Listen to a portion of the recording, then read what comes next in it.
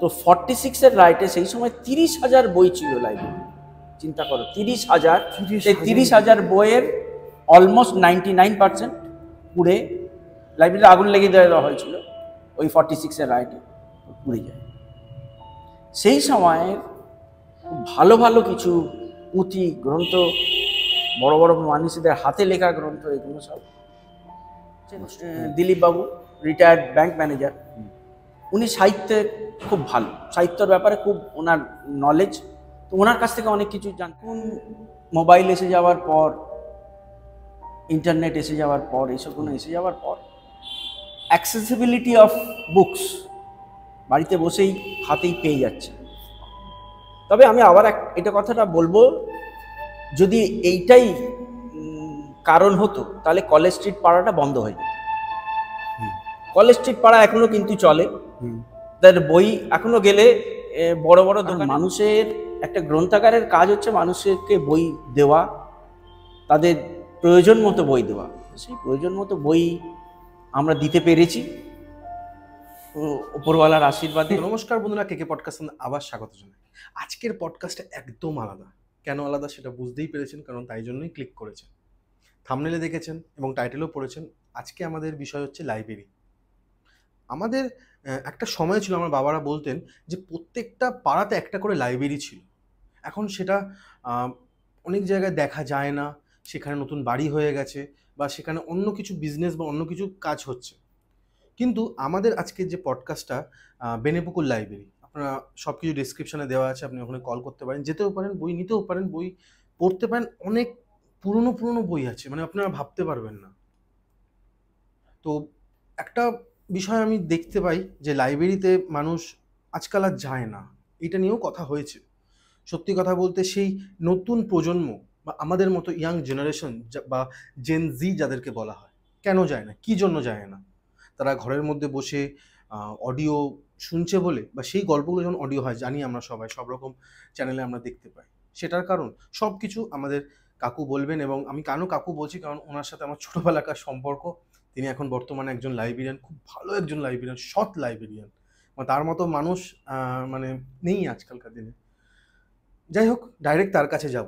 কিন্তু যে নাম্বারটা সামনে ব্লিঙ্ক করছে, সেই নাম্বারে আপনারা যদি চান সারা বিশ্বের বাঙালিকে ভালো কিছু মানে অথেন্টিক বিষয়, কারণ আমরা অথেন্টিক মানুষ ছাড়া কেকে পডকাস্ট সেরকমভাবে অ্যালাউ করে না, সেগুলো যদি চান সারা বিশ্বের বাঙালির কাছে পৌঁছে দিতে, জাস্ট কল করুন, আসুন। কেকে পডকাস্ট অলওয়েজ আপনাদেরকে ওয়েলকাম জানাচ্ছে, আর ডাইরেক্ট লাইব্রেরিয়ানের কাছে।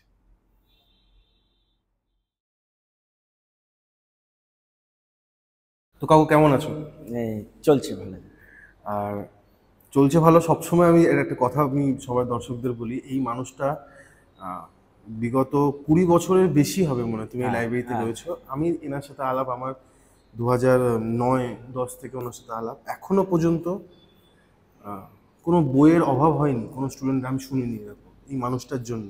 কেন বলছি কারণটা, কারণ আমাদের একটা সময় এসেছিল যখন আমার পেছনে যে ক্যামেরার পেছনে যে কিংসুক সেন, আমি কৌশিক সেন, যখনই এই মানুষটার কাছে বলেছি যে এই বইটা আমার দরকার, তার 2 দিন পরেই আমাদের এনে দিয়েছে। তো আমরা আরও কথা বলবো ওনার ব্যাপারে, কারণ উনি না থাকলে এই বেনেপুকুর লাইব্রেরি, যেটা এখন 5টা মানুষ চেনে, সেটা চিনত না। তো একটু ঢুকি আমি কাকার কাছে। আমি যেটা বললাম, মানে কেন করতে তুমি, আমি তোমাকে অ্যাজ এ জিজ্ঞেস করি, মানে কেন এই হেল্পগুলো করতে, মানে তোমার তো মানে যেই বলতো ব্যাপারটা একটা জিনিস দেখো, বেনেপুকুর লাইব্রেরি রিডিং ক্লাব 1897 সালে স্থাপিত। তখনকার দিনের মানুষজন যারা এই লাইব্রেরিটা স্থাপন করেছে, তাদের উদ্দেশ্য কী ছিল? পাড়ার মানুষজন বই পড়বে। তখন গল্পের বইটাই মূল ছিল, কিন্তু পাড়ার মানুষজন যাতে বিনা পয়সায় বা খুব কম পয়সায় লাইব্রেরিতে এসে বই, খবরের কাগজ, ম্যাগাজিন এগুলো পড়তে পারে। তো তাদের সেই উদ্দেশ্যটাকেই আমাদের পরবর্তী জেনারেশন, অনেক পরের আমরা যারা ঢুকেছি, আমাদের তো দায়িত্ব সেটাকে এগিয়ে নিয়ে যাওয়া। এখন ধরো গল্পের বইয়ের সাথে পাঠ্য বইও হয়েছে, তার চাহিদাও অনেক বেড়েছে। তুমি নিজেই বললে তোমার, তারপরে এর সবাইয়ের বই, অনেকের বই, এরকম খালি আমার দুজন না, আরো অনেক প্রচুর প্রচুর ছাত্রছাত্রীরা আমাদের এখানে মেম্বার হয়েছে। খালি আমাদের বাংলা মিডিয়াম, ইংলিশ মিডিয়ামের মধ্যে হ্যাঁ, সব রকম, উর্দু মিডিয়ামে, ইসলামিক স্কুল সামনে, ওখান থেকেও আমরা এসছে। তাদেরকে যে বই আমাদের কাছে নেই আমরা কিনে সেই বই তাদেরকে দিয়েছি। যতদিন তাদের দরকার পড়েছে ততদিন রেখেছে, এটা তুমিও জানো। এইটা আমাদের মনে হয়েছে একটা করা দরকার ছিল, কারণ মানুষের একটা গ্রন্থাগারের কাজ হচ্ছে মানুষকে বই দেওয়া, তাদের প্রয়োজন মতো বই দেওয়া। সেই প্রয়োজন মতো বই আমরা দিতে পেরেছি উপরওয়ালার আশীর্বাদে। শুধু তাই নয়,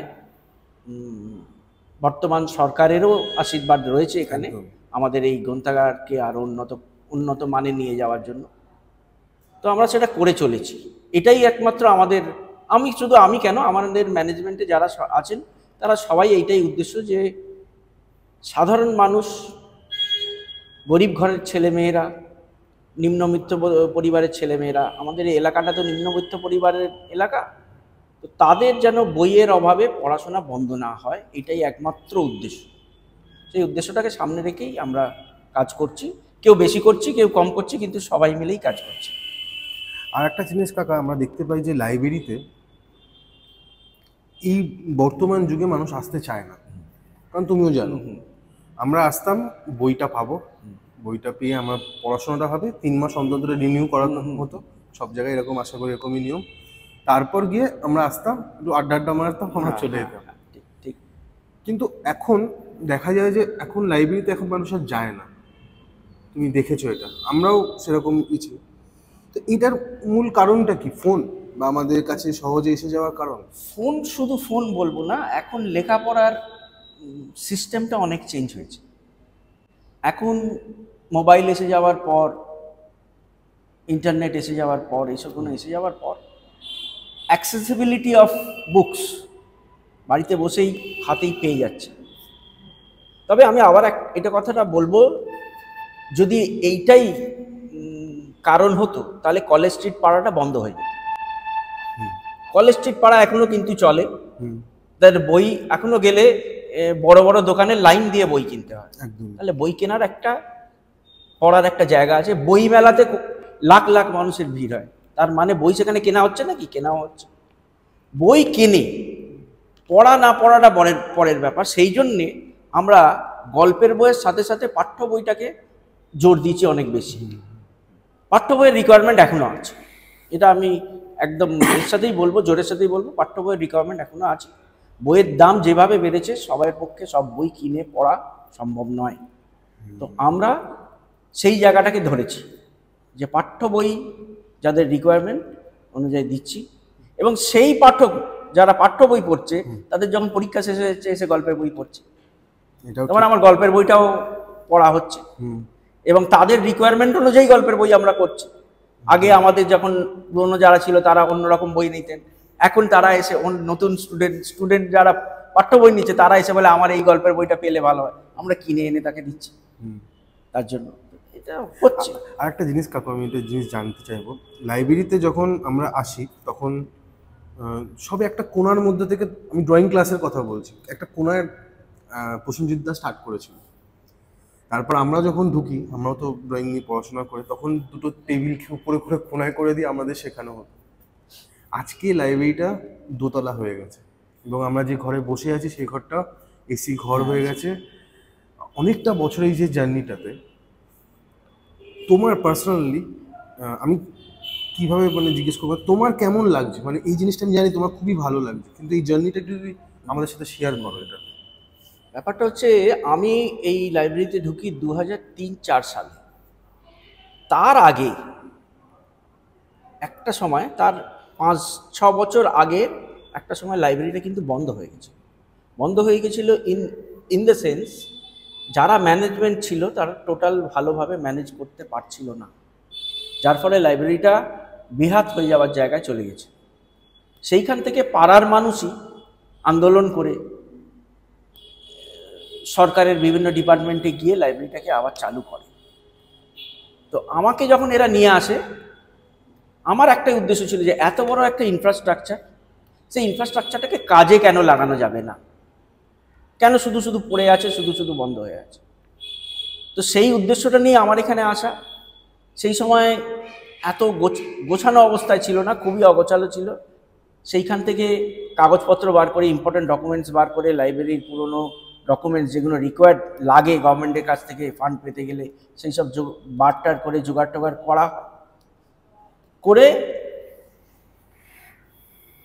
আমাদের তদানীন্তন, আমি 2011 সালের কথা বলছি, 10-11 সালের কথা বলছি, এমপি এবং এমএলএ এবং রাজ্যসভার এমএলএ, তৃণমূল ঢুকে গেছে। হ্যাঁ, তৃণমূল এসে গেছে। সুব্রত বক্সি সাহেব তখন এমপি, এই দক্ষিণ কলকাতা। বালিগঞ্জ অ্যাসেম্বলির সুব্রত মুখার্জি তখন এমএলএ, আর নাদিমুল হক সাহেব তখন রাজ্যসভার এমপি। এনারা তিনজন মিলে একটা প্রায় 21 লক্ষ টাকার ফান্ড লাইব্রেরিকে দেন, এবং তার কৃতিত্ব সর্বতই আমাদের তখনকার সভাপতি রঞ্জিত ভট্টাচার্য মহাশয়। একেবারে উনি এই শেষ বয়সে এই লাইব্রেরিটাকেই তার প্রাণ বলে মনে করতেন, এবং রোজ এখানে আসা আর ওনার উদ্যোগেই নানা রকম অনুষ্ঠান নেওয়া।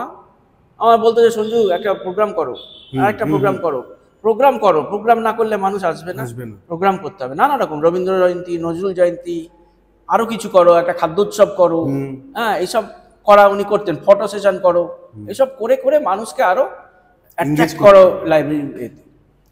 তো এনারা এই ফান্ড দেওয়ার ফলে, তুমি তো নিজেই আঁকা শেখাতো, তুমি নিজেই জানো যে একটা কোনায় আমরা আঁকা শেখাতাম। এইটা যখন ছাদ ছিল, ছাদে আঁকা শেখানো হতো, তেরপল বেঁধে আঁকা শেখানো হতো। তো তাদের এই ফান্ডে এই দোতলাটা তৈরি হয়, এসি হয়। এখন পুরো ড্রয়িং ক্লাসটা আমাদের এখানে হয়। কম্পিউটারের একটা আলাদা রুম হয়েছে, সেখানে কম্পিউটার আছে। আমাদের অন্তত 15-16টা কম্পিউটার রয়েছে সেখানে। ছোটদের থেকে বড়দের সবার কম্পিউটার শেখানো হয়, সার্টিফিকেট কোর্সও করানো হয়। নাচের ক্লাস আছে দুটো, একটা ওয়েস্টার্ন, একটা ক্লাসিক্যাল, সেটাতেও স্টুডেন্টরা আসে শেখে। এখানে একটা যোগার ক্লাস চলে, একটা অর্গানাইজেশনের তরফ থেকে যোগার ক্লাস চালানো হয়। এছাড়াও আমরা সাংস্কৃতিক অনুষ্ঠান নিজেরা করার সাথে সাথে, তুমি নাম শুনেছ নিশ্চয়ই, ওস্তাদ মল্লার ঘোষ, যিনি তবলার একদম 1 নম্বর মানুষ, তবলাতে তালবাদ্য, ওনার প্রতি মাসে একটা করে অনুষ্ঠান হয় মল্লারের গানের উঠোন বলে, যেখানে উদীয়মান শিল্পীদের উনি চান্স দেন। তো এটাও একটা আমাদের অ্যাচিভমেন্ট যে এখানে ওনার মতো একটা মানুষ আমাদের এই হলটাকে ব্যবহার করে এই প্রোগ্রামগুলো করছে। এর সাথে সাথে আমরা টিউশন, অ্যাবাকাসের ক্লাস চালু হয়েছে, সবে চালু হয়েছে। অ্যাবাকাসের ক্লাস সবে চালু হয়েছে। টিউশনের ক্লাস চলে আমাদের এখানে খুব কম পয়সায়, নমিনাল ফিজে। আমাদেরই টিচার্স যারা আমাদের সাথে অ্যাসোসিয়েটেড, তারা এখানে পড়ান স্টুডেন্টদের। এতগুলো অ্যাক্টিভিটি আসার ফলে ওই যে লাইব্রেরির দেওয়া নেওয়ার ব্যাপারটা কমে যাওয়া, সেটা কিন্তু আর এফেক্ট করছে না এই লাইব্রেরিটাকে, যার ফলে এই লাইব্রেরিটা এখনো পর্যন্ত রমরমিয়ে চলছে। অন্য তুমি খোঁজ নিয়ে দেখো, সরকারি পোষিত লাইব্রেরি বা বেসরকারি লাইব্রেরিগুলো যারা এইভাবে নিজেকে ডাইভার্সিফাই করতে পারেনি, তারা কিন্তু ধুঁকছে। আমাদের কিন্তু চলছে। আর এই যে অন্য অ্যাক্টিভিটি থেকে যে টাকা, সেই টাকাটাই দিয়েই আমরা স্টুডেন্টদের জন্য বই কিনছি, তাদেরকে বই দিচ্ছি। একদমই।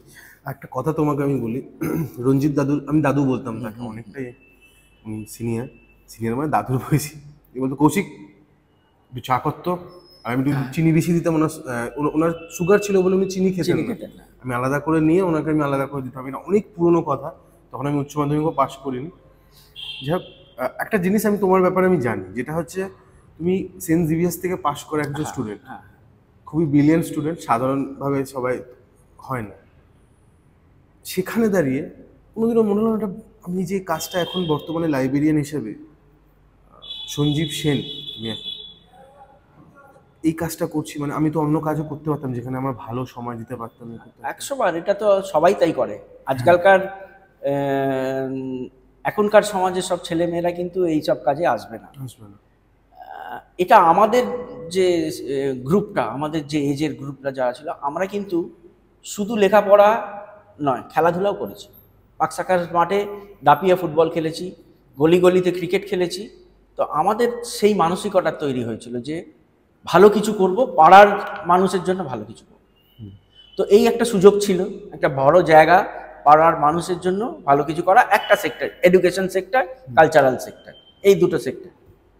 তো আমার মনে হয়েছিল যে শুধু রোজগার করব, তার সাথে সাথে যদি মানুষের কিছু উপকারে লাগা যায়, তো সেই হিসেবেই এখানে আসা আর এখানে জড়িয়ে যাওয়া। আর যত জড়িয়ে যাওয়া তত বেশি করে কাজ এসে যাওয়া, মাথার উপর দায়িত্ব এসে যাওয়া। তো তুমি সকালবেলা বেরো, বিকেলবেলা আসো, বিকেল থেকে রাত্রি 9টা 9:30 পর্যন্ত তুমি থাকো। তোমার এইটুকু সময় তোমার অন্যরা কি করে নিজের অন্য জায়গায় বন্ধু বান্ধব আড্ডা মারে, অন্য জায়গায় ঘুরতে যায়। এইটা তুমি বলতে পারো যে আমি ওই আড্ডা মারার ব্যাপার নেই, সিনেমা দেখতে যাওয়ার ব্যাপার নেই, এইগুলো আমার নেই, কোনো কাল ছিল না। খেলতে যেতাম, স্কুল থেকে ফিরে, কলেজ থেকে ফিরেও পর্যন্ত খেলতে যেতাম। এখন অফিস থেকে ফিরে সোজা এইখানে কাজকর্ম সেরে, অ্যাডমিনিস্ট্রেটিভ কাজের প্রচুর কাজ থাকে, প্রচুর ডাইভার্সিফাই হওয়ার ফলে প্রচুর কাজ থাকে, নানা রকম দায়িত্ব থাকে, অনেক ভুলভ্রান্তি থাকে, সেগুলোকে করতে হয়, রেকটিফাই করতে হয়। অনেক লোকের প্রশ্ন থাকে, অনেক রকম প্রশ্ন থাকে, সেগুলোকে অভিযোগ থাকে, সেগুলোকে ট্যাকল করতে হয়। করে টোরে ওই 9:30 10টা নাগাদ বাড়ি যাওয়া। তো আমার কাছে এইটাই ওই খেলা, তুমি যেটা বলছো আড্ডা মারা খেলা, এইটাই। তা কিন্তু তার সাথে সাথেও এটা বলবো যে আমাদের ম্যানেজমেন্ট এবং লাইব্রেরিকে ভালোবাসে যারা, তারা অনেকেই সন্ধ্যাবেলার দিকে আসে। তো তাদের সাথে বসে কনস্ট্রাকটিভ আলোচনা, ডিস্ট্রাকটিভ নয়, কনস্ট্রাকটিভ আলোচনা, এটা একটা বড় পাওনা এবং অনেক কিছু জানতে পারা যায়। আমাদের একজন আছেন দিলীপ বাবু, রিটায়ার্ড ব্যাংক ম্যানেজার। উনি সাহিত্যে খুব ভালো, সাহিত্যের ব্যাপারে খুব ওনার নলেজ। তো ওনার কাছ থেকে অনেক কিছু জানতে পারা যায়। আমার এইখানকার, তুমি চিনবে মেয়েটিকে, আতিয়া বলে একটি মেয়ে ছিল, সে আতিয়া কোন ডেপুটি সুপারিনটেন্ডেন্ট অফ পুলিশ হয়ে গেছে। চিন্তা করো, ডেপুটি সুপারিনটেন্ডেন্ট অফ পুলিশ, আমাদের তো গর্বের। ও এসছে দু একবার আমাদের এখানে এসছে। ওনার মা লয়ার ছিলেন? না, ওনার মা স্কুল টিচার, ওর বাবা চশমা পরা বেটের মতো রমন সাহেব। তো ও ডেপুটি সুপারিনটেন্ডেন্ট অফ পুলিশ। তাহলে আমাদের একটা গর্বের ব্যাপার যে এই লাইব্রেরির সাথে যুক্ত একটি মেয়ে এখন ডেপুটি সুপারিনটেন্ডেন্ট অফ পুলিশ। তো আরও সব আসেন যাদের কাছ থেকে নানা রকম কনস্ট্রাকটিভ কথাবার্তা পাওয়া যায়, যেগুলো কাজে লাগানো। আমি সেগুলোকে কাজে লাগাই বিভিন্ন জায়গায়, সে এখানে হোক বা অন্য জায়গায় হোক, কাজে লাগাই। তো এটা একটা বড় ব্যাপার। ওই রাস্তায় বসে আড্ডা মারলাম, রকে আড্ডা মারলাম, এর থেকে এইখানে আড্ডা মারা, তার সাথে সাথে কাজ করাটাকে আমার অনেক বেটার মনে হয়। একটা জিনিস এটাও শুনেছি, একটা সময় ছিল এই লাইব্রেরিতে মাইকেল মধুসূদন দত্তের পুঁথি ছিল বা তার লেখা কিছু বই ছিল এখানে, নিজের হাতের লেখা। তো সেটার ব্যাপারে কিছু বলতে পারবে কাকু? আমি আসার আগে এইগুলো সব ছিল। আমি তো তোমায় বললাম একটা সময় গ্রন্থাগারটা বন্ধ হয়ে গিয়ে বিক্রি হয়ে যাওয়ার জায়গায় চলে গেছে একটা সময়, সেটা 90-এর দশক। যারা ম্যানেজমেন্ট চালাতে না পারার ফলে এই ঘটনাটা ঘটেছে।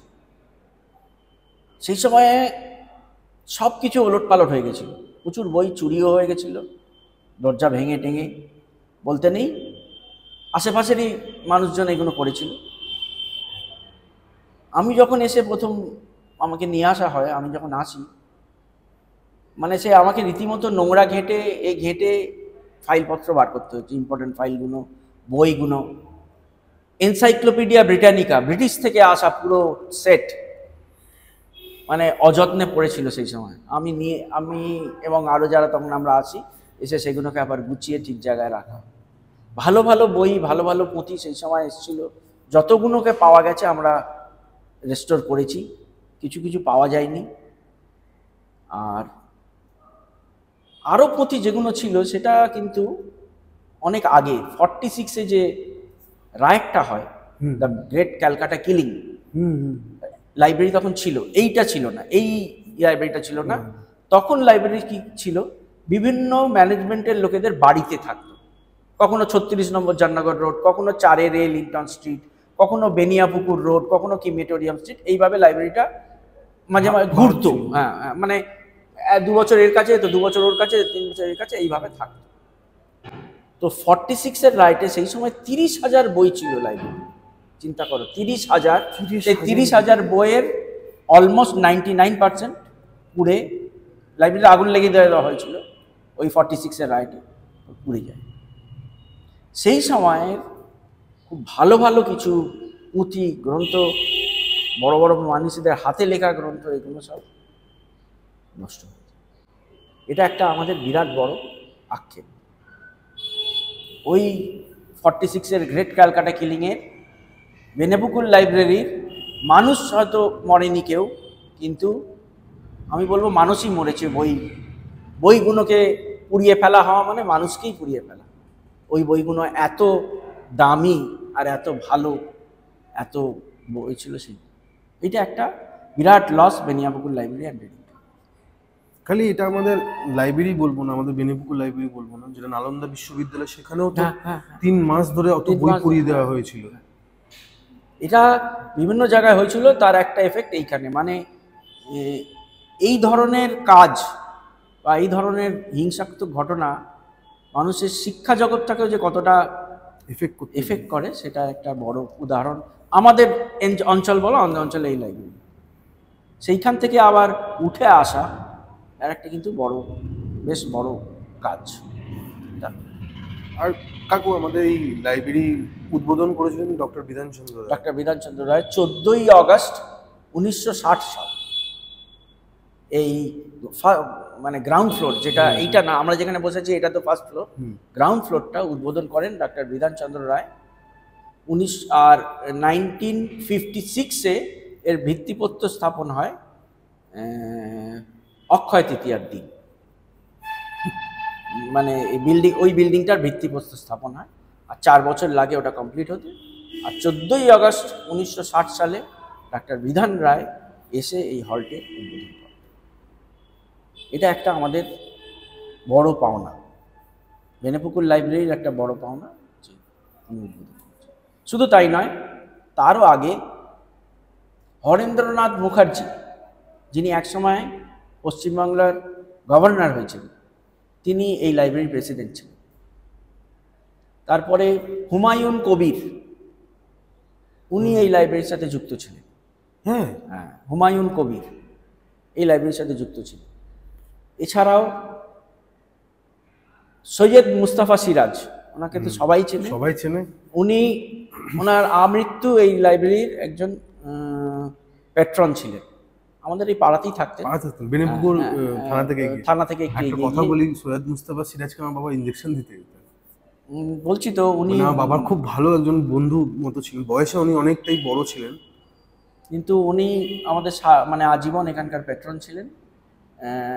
এবং আরও কিছু বিশিষ্ট মানুষজন ছিলেন যারা এই লাইব্রেরির সাথে যুক্ত ছিলেন। অনেক লয়ার, অনেক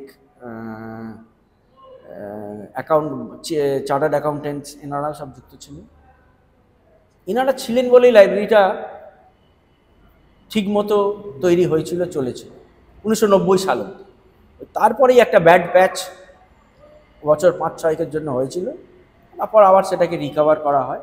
2003 সাল থেকে আবার লাইব্রেরি খুঁড়িয়ে চলতে শুরু করে, কিন্তু 2011 সাল থেকে লাইব্রেরির আবার মজবুতভাবে তৈরি, যে মজবুতটা এখন তুমি দেখতে পাচ্ছ। আমি অনেক কিছুই দেখেছি, ছোট থেকে দেখেছি। আমি কিছু মানুষের কথা তুমি বললে, কিছু মানুষের কথা আমি জিজ্ঞেস করবো তোমার কাছে। একজন হচ্ছে বারেন আঙ্কেল, ঠিক আছে? বারেন আঙ্কেলকে আমি অনেক দিন ধরেই দেখছি, আমি তার অবদানটা একটু রাখতে চাইছি। বারিন্দা মানে বারিন চট্টোপাধ্যায়, ওনার এক জ্যাঠা এই গ্রন্থাগারের সহসভাপতি ছিলেন। মানে একটা ফ্যামিলি টাচ রয়েছে। বারিন্দা নিজেও সাহিত্যপ্রেমী, এবং আমি যে বছর এই গ্রন্থাগারে আমাকে কমিটিতে নেওয়া হয়, সেই বছরই বারিন চট্টোপাধ্যায় বা বারিন্দাকেও নেওয়া হয়। তুমি নিচে গেলে একটা আলমারি দেখতে পারবে, যেটা বারিন্দার এক জ্যাঠার, মানে ওটা ছিল ওই উকিলদের যে বড় বড় আলমারি হয়, সেইটা উনি দান করেছিলেন। সেই দান করা আলমারিটা এখনো রয়েছে, হ্যাঁ, সেটা ফ্যামিলির নামও লেখা রয়েছে, আর ওটা এখনো ব্যবহার হচ্ছে। তো সেই সূত্রে একটা আত্মিক সম্পর্ক বারিন্দার সাথে এই লাইব্রেরির আছে। এবং বারিন্দার এখানকার যে মূল কাজ, সেটা কিন্তু একটা বড় কাজ। সেটা হচ্ছে আমাদের আমাদের অ্যানুয়াল জেনারেল মিটিং বা সাধারণ সভা প্রতি বছর হয়, তার ওই অ্যানুয়াল রিপোর্টটা তৈরি করা বারিন্দার একটা বিরাট বড় কাজ। এছাড়াও আমাদের আঁকার পরীক্ষা হয়, 200-250 বাচ্চার পরীক্ষা হয়, তার সব ডিটেলস রেডি করা, এইগুলো বারিন্দার কাজ। মানে অফিসিয়াল যে এইসব এই কাজগুলো, লেখার কাজগুলো, তারপরে বিভিন্ন অনুষ্ঠানে আমরা কারোকে স্মারকলিপি দেবো বা দেবো, সেইগুলো সব ওনার মূল দায়িত্ব, এইগুলো তৈরি করা। এবং উনি এগুলো জানেন ভালোভাবে বলেই ওনাকে এই দায়িত্বটা দেওয়া আছে। আর এখনো পর্যন্ত তো উনি নিয়মিত গ্রন্থাগারে আসেন, মানে সন্ধ্যাবেলার দিকে। সাইলেন্ট একটা মানুষ। হ্যাঁ, সাইলেন্ট কিন্তু প্রচন্ড অ্যাক্টিভ, এফেক্টিভ। না থাকলে অনেক কাজ অ্যাক্টিভ এবং এফেক্টিভ। উনি না থাকলে কিন্তু অনেক কাজ বন্ধ হয়ে যাবার মতো জায়গায় যায়। কারণ আমরা ওনাকে এতভাবে, মানে আমরা যারা এখানে কাজ করেছি তারা কিন্তু জানে যে তুমি এবং বায়ান আঙ্কেল এরা কতটা, হ্যাঁ অনেকেই আছে, আমি তাদেরকে ছোট করছি না, কিন্তু এই দুজনে যে অ্যাক্টিভ না থাকলে যেটা হতো না। এই আঁকার ব্যাপারেই ধরো, আঁকার ব্যাপারে আমরা যখন শুরু করি তো চয়নী কলা সংগ্রাম, ওনার সাথে উনি যোগাযোগ করে, তো উনি এই ব্যাপারটা জানতেন বলে যোগাযোগ করে দিয়েছিলেন। তো আজ তো সেটা এতটা ফলপ্রসূ তুমিও জানো, চলছে ভালো মতোই চলছে, ভালোভাবেই চলছে। সেই 2009 সাল থেকে শুরু হয়েছে, তার চলছে এখন কন্টিনিউয়াস। তো এটা আছে। আর বারিন্দার এই গ্রন্থাগারে তার অবদান অস্বীকার্য, 100%। উনি, ওনাকে আমি ব্যক্তিগতভাবেও খুব পছন্দ করি। কথাবার্তা বেশি নেই, কিন্তু কাজে একটা কাজ দিলে কাজটা ঠিক মতো আর ভাবতে হয় না যে এটা আমার দরকার। হ্যাঁ হ্যাঁ, এখনো আমার বাবা ফোন করে বলে যে আমার এই বারান্দা এরকম চ্যাটার্জিদা বলে যে এরকম দরকার, ঠিক আছে হয়ে গেল। ওনার এইটা আছে একদম এই ব্যাপার। আর আমি এটাও বলতে চাই যে ওনার যে ছেলে আছে নীলায়ন, নীলায়ন আমার ছোটবেলাকার বন্ধু। নীলায়ন এখানে আঁকা শিখিয়েছে। এখন তো নীলায়ন একটা বড় অর্গানাইজেশনের ফটোগ্রাফি করছে এবং সারা বিশ্বে ঘুরে বেড়াচ্ছে। হ্যাঁ, কদিন আগে ইরানে ঘুরে এসছে, লন্ডন ঘুরে এসছে, কাশ্মীর তো রেগুলার বেসিসে যেতে হয় তাকে বিভিন্ন ভিডিও ফটোগ্রাফি করার জন্য। আর ওর আঁকার হাত তো তোমাকে নতুন করে বলার কিছু নেই, অদ্ভুত ওর আঁকার হাত, ওকে দেখে শেখার মতো। পিএইচডি করছে বোধহয় আঁকা, এই এখন ও পিএইচডি অ্যাপ্লাই করেছে। অ্যাপ্লাই করেছে। বাহ বাহ। আর তোমার হাতে একটা আমি দেখতে পাচ্ছি, এটা মানে কি বলবো, এটা কি, মানে এটা একটা সুভিনিয়ার তৈরি হয়েছিল 1983 সালে। 1983 সালে? হ্যাঁ, 1983 সালে এই সুভিনিয়ারটা তৈরি হয়েছে। এখানে লাইব্রেরির একটা ইতিহাস লেখা আছে, এখানে এই বইটাতে পেয়ে যাবে, লাইব্রেরির ইতিহাস পাবে এবং লাইব্রেরির ম্যানেজমেন্টে কারা কারা ছিল সেই সময় প্রথম দিকে তাদের নামও পাবে। মাদার টেরেজা এখানে আমাদের এই ওই 83 সালে উনি পাঠিয়েছিলেন, শুভেচ্ছা বার্তা পাঠিয়েছিলেন। অজিত পাঁজা শুভেচ্ছা বার্তা পাঠিয়েছিলেন। ইনি কি নীলকমল মুখোপাধ্যায়, নিচের যে হলটা ওনার নামে।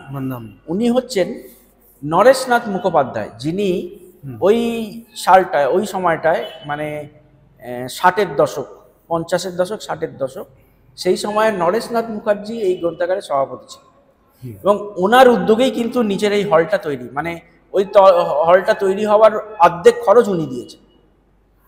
ওনার জাহাজ কোম্পানি ছিল, তুমি নিচে গিয়ে দেখতে পাবে জাহাজের যে বড় বড় বিম হয়, লোহার বিম, সেই বিম দিয়ে হলের ছাদ তৈরি করা হয়েছে। এবং ওই নরেশ মুখার্জি, উনি 2 বছর মেয়র ছিলেন, 1953 এবং 1954, এই 2 বছর উনি মেয়র ছিলেন, কলকাতার মেয়র।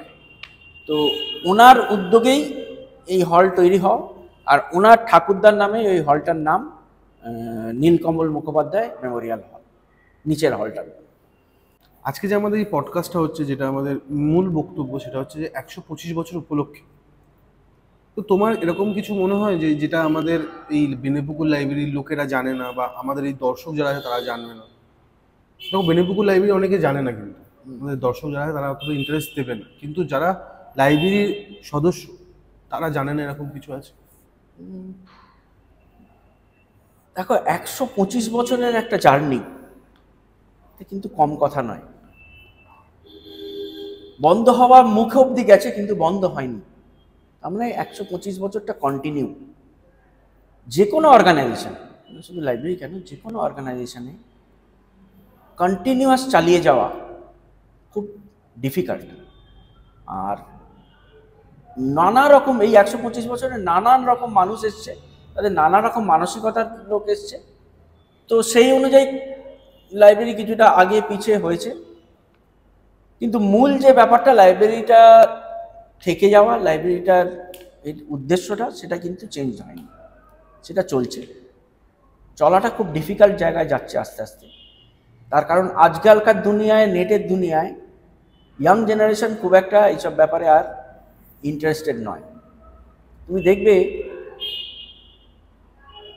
আমাদের সময় আমরা লাইব্রেরি বাদ দিয়েই বলো, ধরো পাড়ার পুজো বা পাড়ার কোনো সাংস্কৃতিক অনুষ্ঠানে উঠে পড়ে লাগতাম, লেগে করতাম প্রোগ্রাম, আয়োজন করা থেকে শুরু করে সব কিছু। কিন্তু আজকালকার ইয়াং জেনারেশন সেটা করে না, চায় না, বলতে হয়, জোর করে আনতে হয়। তো এইটা বড় কথা, লাভ কি? হ্যাঁ, তারা ভাবে যে লাভ কি, কি হবে করে, যেটা আমরা কোনোদিন ভাবতাম না। তো এই জিনিসটা আছে, এই জিনিসটা থাকবে, আগামী দিনে আরো বাড়বে। আমাদেরও একটা ভয় মনের মধ্যে আছে যে আমাদের পরে কি হবে। আমরা তো একটা জেনারেশনের পরে নিয়েছি, তো আমাদের পরে কে নেবে, নিতে আসবে। আছে ইয়াং জেনারেশন কিছু আছে, মেয়েরাও বেশ কিছু আছে, কিন্তু তারা কতটা চালিয়ে নিয়ে যেতে পারবে, কতটা এগিয়ে নিয়ে যেতে পারবে। তবে আমি একটা কথা বলবো, এই লাইব্রেরির এই মুহূর্তে যারা সভাপতি, সম্পাদক, সহ সম্পাদক, ইয়াং জেনারেশনেরই সম্পাদক, সহ সম্পাদক রয়েছেন, এনা খুবই অ্যাক্টিভ। মানে আর এনাদের আমাদের এই অঞ্চলে তাদের একটা যথেষ্ট পরিচিতি আছে, যার ফলে কি হবে যে এই লাইব্রেরিটা চট করে কোথাও একেবারে বন্ধ হয়ে যাওয়া বা ওই ধরনের জায়গায় আর যাবে না, যেটা একটা সময় গেছিল সেটা আর হবে না। আর সবচেয়ে বড় কথা, লাইব্রেরি এখন স্বয়ং সম্পূর্ণ। এখন লাইব্রেরির খরচ লাইব্রেরি নিজেই চালায়। আগে একটা ইলেকট্রিক বিলও অনেক সময় আমাদেরকে পকেট থেকে দিতে হয়েছে, টাকা নেই বলে, কিন্তু এখন তার দরকার নেই। হ্যাঁ, এই হলটা হয়েছে, ইনফ্রাস্ট্রাকচার ডেভেলপমেন্ট হচ্ছে, এখন বাইরে রঙও হচ্ছে, এগুলো সব এমএলএ এমপিদের টাকায় হচ্ছে ঠিকই, কিন্তু লাইব্রেরিটা যে রেগুলার বেসিসে চলছে এটা কিন্তু লাইব্রেরি নিজে রোজগার করেই চালাচ্ছে। এটা একটা বিরাট বড় ব্যাপার। তাই বন্ধ হওয়ার জায়গাটায় চট করে আসবে না, কারণ লাইব্রেরি তো চলবে, টাকা পয়সা তো এসে যাচ্ছে, তাতেই লাইব্রেরি চালিয়ে চলছে। ডেভেলপমেন্টও যেটুকুনি ডেভেলপমেন্ট আমরা করার এখনো করছে, শুধু একটা ম্যানেজমেন্টের ভালো জায়গা দরকার। হয়তো এমন হতে পারে আমরা তো সবাই ভলেন্টারি, তখন হয়তো স্যালারিড কোনো ম্যানেজমেন্ট স্টাফ রেখে লাইব্রেরিকে চালাতে হবে। আমাদের পরবর্তী জেনারেশন যেটা হতে পারে, এখনো আমরা কি করি যে আঁকা যারা শেখায় তাদেরকে একটা, তুমিও জানো, একটা রেমুনারেশন দেওয়া হয়। তারা অন্তত বন্ডেড যে না, একটা রেমুনারেশন তো পাচ্ছি, হাত খরচা হোক যাই হোক পাচ্ছি। কম্পিউটার যারা শেখায়, টিউশন যারা করে, তারা একটা রেমুনারেশন পাচ্ছে। অর্থাৎ তারা চট করে চলে গেলাম, আর ভালো লাগছে না, এইটা করবে না, কারণ তাদের তো একটা রেমুনারেটেড। ম্যানেজমেন্টকেও সেই রেমুনারেটেড জায়গায় যেতে হবে। একজন আছে, যে ছেলে আছে যাকে আমরা রেমুনারেশন দিয়ে, নাম বলা যাবে? হ্যাঁ, রাকেশ দাস বলেছে। রাকেশ দাস, হ্যাঁ, ও কিন্তু তুমি ওকে জানো, তোমার যখনই বই লেগেছে ওই তো তোমার ওর কাছে এসছো, ওই সব ব্যবস্থা করে দিয়েছে, ওই দেখাশোনাটা টোটাল করে, ম্যানেজমেন্ট বলো আর এর বলো। ওইরকম আরো হয়তো তখন ম্যানেজমেন্টে স্যালারিড লোক রাখতে হবে, মানে এখন যা দেখছি। কিন্তু আমি একটা কথা বলি রাকেশ দার ব্যাপারে। রাকেশ দা হচ্ছে, এটা মানে আমি জানি না কতটা আমি তাকে কতটা চিনি, যতটা আমি দেখেছি তাকে খুব সাধারণভাবে, একদম সাধারণ, অতি সাধারণ, অতি বিশ্বস্ত, এবং একটা হ্যাঁ। কাজ দিলে সেই কাজটা তোমায় আর ভাবতে হবে না। এই যে লাইব্রেরিটা সকালবেলা এসে খোলা, খুলে দেওয়া, পাম্প চালিয়ে দেওয়া, আমাদের একটা এটা তো একটা সংসারের মতো। পাম্পটা চালিয়ে দেওয়া, তারপরে হলটাকে ঠিকঠাক আছে কিনা দেখে নেওয়া, বলে পরিষ্কার করে দেওয়া, ক্লাস আছে কখন ক্লাস আছে এগুলো সব ওর নখদর্পণে রয়েছে।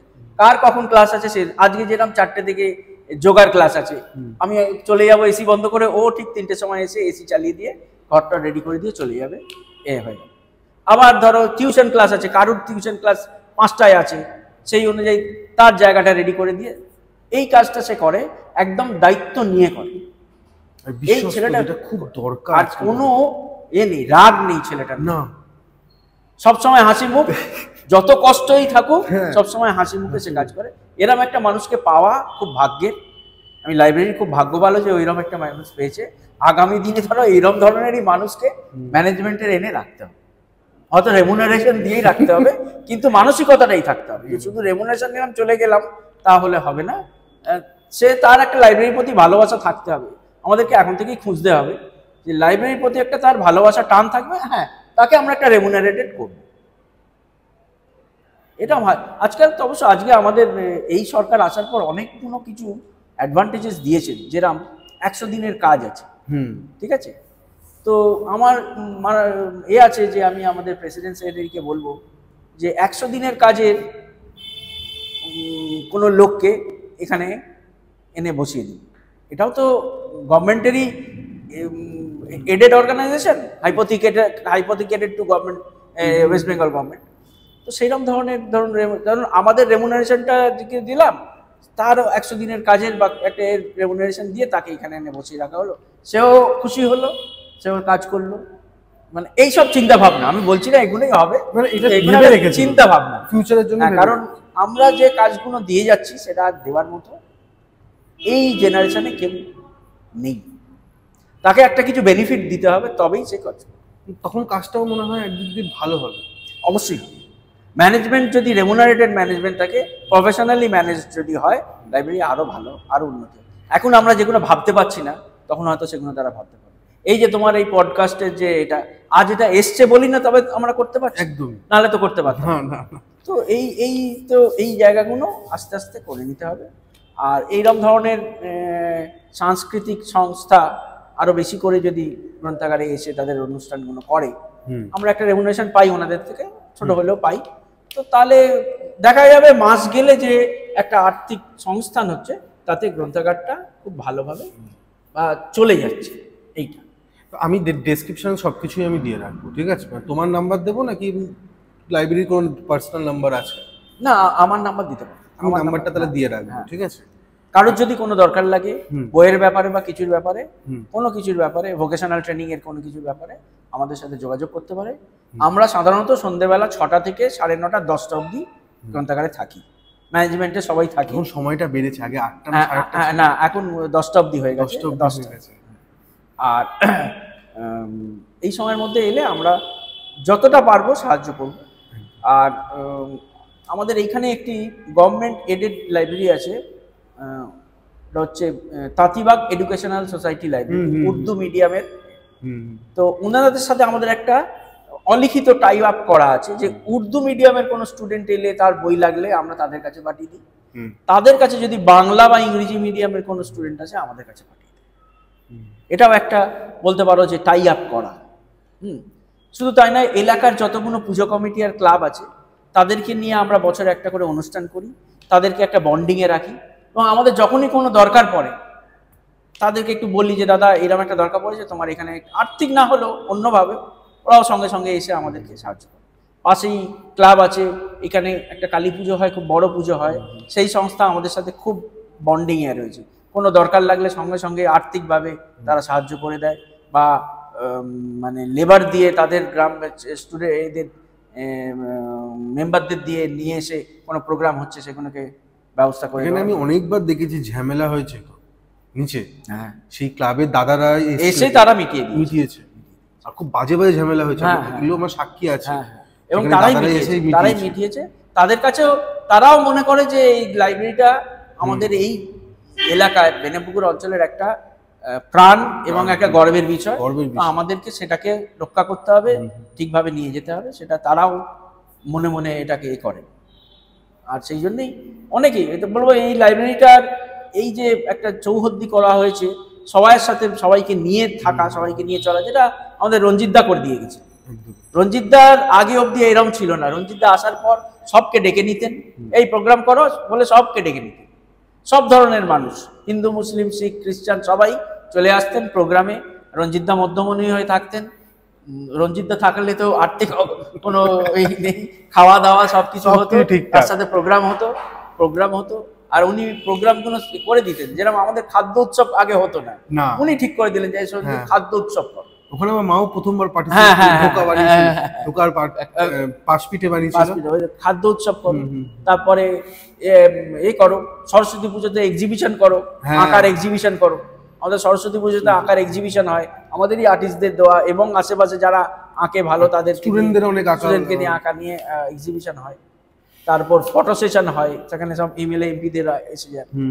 আর এইগুলো রঞ্জিত দা যে শুরু করে দিয়ে গেছিলেন, তার পরবর্তী যারা প্রেসিডেন্ট সেক্রেটারি যারা আছেন তারা কিন্তু এটাকে চালিয়ে নিয়ে যাচ্ছেন। এখনো যারা আছেন তারা রাজনৈতিক একটা ছাপ রয়েছে, তবুও আমাদের সভাপতি মাখনলাল দাস, উনি দক্ষিণ কলকাতা জেলা তৃণমূল কংগ্রেসের ওবিসি সেলের চেয়ারম্যান। আর আমাদের সম্পাদক যিনি রবীন্দ্রনাথ দাস, উনি দক্ষিণ কলকাতা জেলা তৃণমূল কংগ্রেসের সম্পাদক। আর আমাদের অ্যাসিস্ট্যান্ট সেক্রেটারি আশিস, ও তো এই আমাদের 60 ওয়ার্ডের যুব তৃণমূল কংগ্রেসের সভাপতি। তো এরা সবাই মিলে লাইব্রেরিটাকে সত্যি কথা বলতে কি আগলে রেখে দিয়েছে। আর্থিক যতটা না হলেও এরা একটা আগলে রাখার ব্যাপার আছে, এরা আগলে রেখে দিয়েছে। এবং সবসময় এরা সহযোগিতা, টাইমটা যতটা কম বেশি দিতে পারেন না, এরা ভাবাই যায় যে তারা একটা বড় জায়গায় যুক্ত হয়ে আছে, কিন্তু সবসময়। এবং আমাকে বলতে গেলে দায়িত্বটা দিয়েছে, এবং যে তুমি পালন করো সেরকম। তুমি এটা দেখো, এই দায়িত্বের কথা নিয়ে একটা কথা আমি তোমাকে বলি। আমি তখন ক্লাসে তখন আমি কলেজেও ঢুকিনি, আমি তখন 2015 সালের, আমি ভুল না করলে 2015, 15 বা 15 শেষের দিকে হবে, একটা ছবি আমি আমার পেজে আপলোড করি, মানে আমার প্রোফাইলে আপলোড করি। যেটা মনে আছে ছবিটা, দুটো মূর্তির ছবি, রবীন্দ্রনাথ ঠাকুর এবং কাজী নজরুল ইসলামের ছবি, এবং এমন একটা জায়গায় ছিল। তোমার সাথে আমার কথা হয়েছিল, নোংরা পড়েছিল, আমি বললাম যে ছবিটা তোলো। এটা কিন্তু আমি বেনাপুকুর লাইব্রেরির তরফ থেকে তোমাকে ধন্যবাদ দেবো, এই কারণে তোমার ওই পোস্টের জন্য আজ সেই মূর্তি দুটো সেইখান থেকে তুলে নিয়ে এসে আমাদের লাইব্রেরির সামনে প্রতিষ্ঠা হচ্ছে। এটা কিন্তু তোমার ওই পোস্টিং। এটা আমি কেন দিয়েছিলাম সেদিনকে, আমি 25শে বৈশাখ, আমার ভুল না হলেও আমি একটা কাজ দিয়ে হেঁটে, তখন আমার কোনো ইয়ে ছিল না, আমি তো হেঁটে, আমি তখন এখানেই থাকি, আমি তো এখন অন্য জায়গায় চলে গেছি, আমি হেঁটে আসছি। তো আমি ভাবলাম যে এটা উচিত না। ঠিক কথা, একদম এটা উচিত না, এটা আমার দরকার নেই। মানে এটার জন্য কিন্তু আমাদের, আর একটা জিনিস আমি তোমায় বলি, আমি অ্যালবিনি স্কুলে সামনে যখন ছিল ওটা, আমি অ্যালবিনি অনেক স্টুডেন্টকে জিজ্ঞেস করলাম, এটা এদের দুজনকে চেনো? রবীন্দ্রনাথ ঠাকুরকে চেনে, কিন্তু কাজী নজরুল ইসলামকে কেউ চেনে? কারণ চেনে না, কারণ তাদের সিলেবাসে নেই কাজী নজরুল ইসলাম, কারণ তিনি তো ইংলিশে আর কবিতা বা রাইমস লেখেনি। আমি ছবিটা তুলে বললাম এটা আমার দরকার নেই। তো তখন তুমি আমাকে বলেছিলে যে ওটা, সত্যি কথা বলতে কি, ওই ছবিটার এফেক্টের জন্যই পরবর্তীকালে কাউন্সিলরের সাথে আমরা যখন যোগাযোগ করি, কাউন্সিলরও বুঝতে পারে যে এটা অন্যায় কাজ হচ্ছে। ওটা কিন্তু মানে ওখানে বসেই ছিল কর্পোরেশন তরফ থেকে, একদমই। তো কর্পোরেশনের তরফ থেকে বসানো জিনিসে এইভাবে অবহেলায় পড়ে থাকাটা ঠিক নয়। কাউন্সিলরও সেটা বুঝেছিল। তো আমাদের সভাপতি সেক্রেটারি এরাও তখন এটাকে বলেছেন না, এটা তুলে নিয়ে আসা হোক, এবং সেটা তুলে নিয়ে এসে তুমি জানোই এখন লাইব্রেরির সামনে নিয়মিত তার সব রক্ষণাবেক্ষণ সবকিছু হচ্ছে। আমার এটা খুব ভালো লাগে যে আমি জানি না, এটা আমি বলবো বেনাপুকুর লাইব্রেরি তোমার কাছে কৃতজ্ঞ। ওই ছবিটা কিন্তু একটা বড় এফেক্ট করেছিল। আমি ভেবেছিলাম, অনেকেই আমাকে বলেছিল যে এই ছবিটা কি, কোথায়, এমন কেন জানিও অ্যালবেনি হল স্কুলের সামনে, মানে এটা তো আমি কোনোদিন দেখিনি, মানে কেউ জানতোই না যে ওখানে রবীন্দ্রনাথ নজরুলের ছবি মানে মূর্তি রয়েছে, আর ওই রকম সেটাকে ওইভাবে ফেলে রাখা, ফেলে রাখা। এটা একটা সত্যি বড় ব্যাপার ছিল তখনকার দিনে সময়, যে এটা আমরা করতে পেরেছি। একদম, এটা আমার খুব ভালো লেগেছিল। আমার খুব ভালো লেগেছে যখন লাইব্রেরির সামনে আমি ওটা দেখি, আমি মাঝে মাঝে এখনো ভাবি যখন দেখি যে না চলো, না সত্যি ওটা একটা বড় ব্যাপার, আর এর জন্য বড় কাজ করা হচ্ছে। থ্যাংক ইউ বলবো। আর আমরা একেবারে শেষের দিকে কাকু, কেকে পডকাস্টে, আমাদের যে পডকাস্টের চ্যানেলের নাম কেকে পডকাস্ট, তো তোমার কেমন লাগলো একটু যদি ছোট্ট করে বলো। তোমাদের এই উদ্যোগ একটা নতুন উদ্যোগ, নিউ জেনারেশন একটা নতুন উদ্যোগ নিয়েছে, ভালো উদ্যোগ নিয়েছে। আজকালকার যুগের সাথে তাল মিলিয়েই এটা করা, আগে তো এসব ছিল না। এখন তোমরা যেটা করছো খুব ভালো উদ্যোগ করছো। আগামী দিনে এইখান থেকেই আরও বেটার, ভালো এবং জীবনে একটা বেটার প্রতিষ্ঠা হওয়ার জায়গা কিন্তু এইখান থেকেও পাওয়া যায়। এটা একটা সেই জায়গা। আজকাল চাকরি মানে শুধু ইঞ্জিনিয়ার, ডাক্তার আর সরকারি কেরানি নয়, এখন অনেক কিছু রকম হয়ে গেছে। আমি আমার মেয়ের কথাই বলবো। মেয়ে লেখাপড়া শিখে মাস্টার ডিগ্রি করে চলে গেল মির্চিতে কাজ করতে, করে রেডিও জকি পর্যন্ত হলো। হ্যাঁ, রেডিও জকিও হলো, ইডেন গার্ডেনের খেলার রেডিও জকিও হলো। ওর মিডিয়ার কাজ করতো, প্রচণ্ড মিডিয়া কাজ করতো, মিডিয়ার কাজগুলো করতো। সেখান থেকে চলে গেল একটা প্রাইভেট অর্গানাইজেশন যারা এই ধরনের বিভিন্ন সেলিব্রিটিদের তৈরি করে ছাড়ে। তো আমি তো দেখলাম যে সেটা একটা কাজে লাগছে, তার আর্থিক দিক দিয়েও তার রোজগারের একটা ভালো জায়গা হচ্ছে, ভালো কাজ করছে। তো এই জায়গাগুলো এখন এসে গেছে, রেডিও জকি হওয়া, এই যে পডকাস্ট করে বিভিন্ন মানুষের কাছে পৌঁছানো।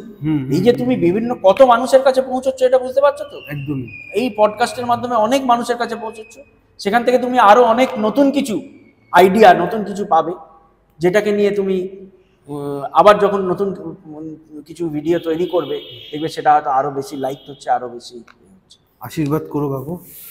আর কিছু বলার আশীর্বাদ সবসময় রয়েছে তোমাদের সাথে, তার কারণ তোমরা আজকে আমাদের থেকে নয়, তোমার বাবা মা, ফ্যামিলি থেকে, তোমার ঠাকুরদাকে সাথেও যোগাযোগ, এটা তো বলতে হবে। সেই সময় থেকে যোগাযোগ, এবং আশা করছি তোমরা যেভাবে এগোচ্ছ তাতে তোমার ভাই তো খুব ভালো গিটার বাজায়, ও গিটার নিয়ে পড়াশোনা করছে, তাই এটা একটা ভালো জিনিস। তো আমি তোমার ভাইকে অনুরোধ করবো যে কোনোদিন একদিন একটা প্রোগ্রাম হোক, মল্লারের গানের উঠানেই নয়, একটা প্রোগ্রাম হোক। মল্লারের গানের উঠানে আমাদের তরফ থেকেও হয়, ওনারা অ্যালাউ করেন আমাদের। তো সেরকম যদি তোমার ভাইয়ের সুযোগ মানে সময় হয়, তাহলে একদিন একটা প্রোগ্রাম হোক।